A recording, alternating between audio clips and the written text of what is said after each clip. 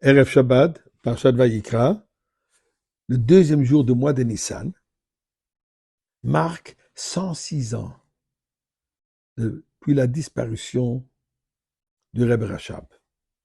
Rebbe Rashab nous a quitté ce monde dans l'année 1920.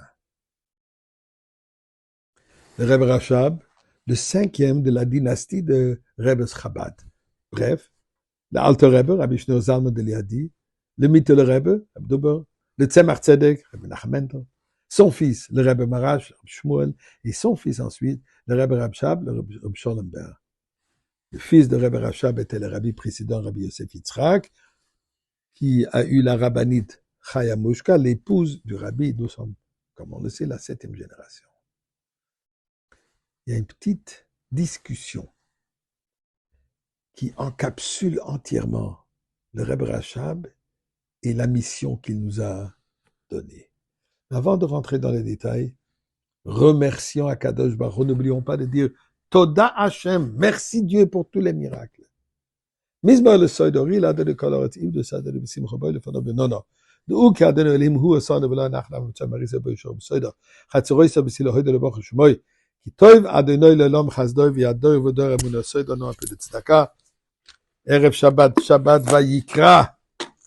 Comme j'ai mentionné hier ou avant-hier, Vayikra, un petit aleph. Nous avons parlé que le petit aleph représente l'humilité de Moshe Rabbeinu. Mais ce petit aleph est aussi la aleph de la Geoula, entre l'exil et la délivrance, entre Gola, qui est l'exil en hébreu, Geoula, la délivrance en hébreu, il y a le petit aleph que nous devons introduire. Mais il faut qu'il s'agrandisse. Vayikra, nous sommes appelés à cette mission.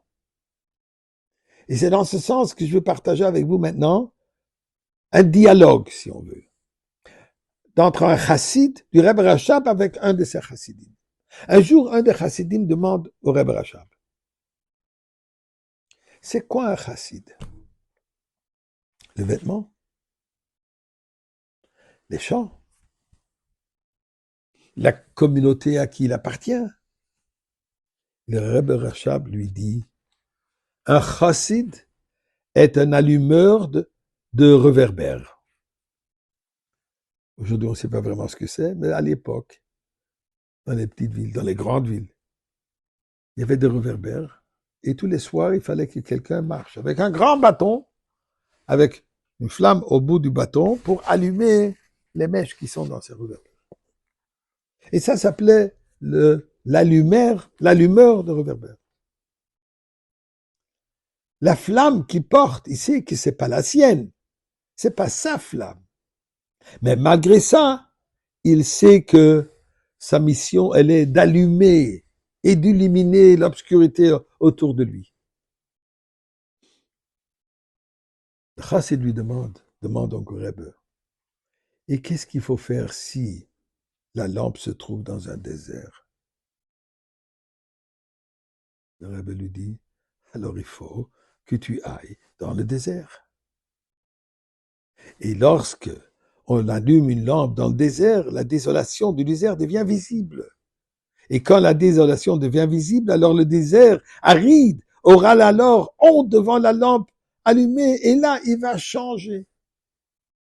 Le chassid poursuit. Et si la lampe est en mer, il faut se déshabiller, plonger dans la mer et allumer la lampe. Donc, faire n'importe ce que ça prend pour allumer cette flamme qui se trouve dans chacun. Et c'est ça un chassid. Demande à le chassid. Et là, le Rebbe Rashab réfléchit un moment et lui dit, oui, c'est ça un chassid. Oui, 2 fois, c'est ça un chassid. Dit le chassid, mais Rebbe, je ne vois pas les lampes. Si ma mission est d'aller les allumer, mais je ne les vois pas. Rebbe Rashab lui dit, c'est puisque tu n'es pas un allumeur. C'est puisque tu n'es pas arrivé encore à être un allumeur de réverbères. Tout d'abord, tu dois rejeter le mal qui est en toi. Commence par toi-même, purifie-toi, raffine-toi, et tu verras la lampe de ton compagnon. Lorsqu'une personne lui-même est grossière, chas v'shalom, ne voit que la grossièreté. Lorsqu'une personne elle-même est raffinée, elle voit le raffinement chez les autres. Et c'est ça un chassid. Et c'est pour cette raison que le Rebbe Rachab, dans l'année 57, il y a 129 ans, ouvert la Yeshiva Chabad, Tomchit Mimim, qu'aujourd'hui ils sont partout au monde. Ce sont ces élèves qui sont aujourd'hui les shluchim éparpillés à travers le monde, dans les déserts, dans la mer, partout. Faire quoi? Allumer cette lumière, cette flamme juive qui est à l'intérieur de chaque juif. Il faut juste lui amener la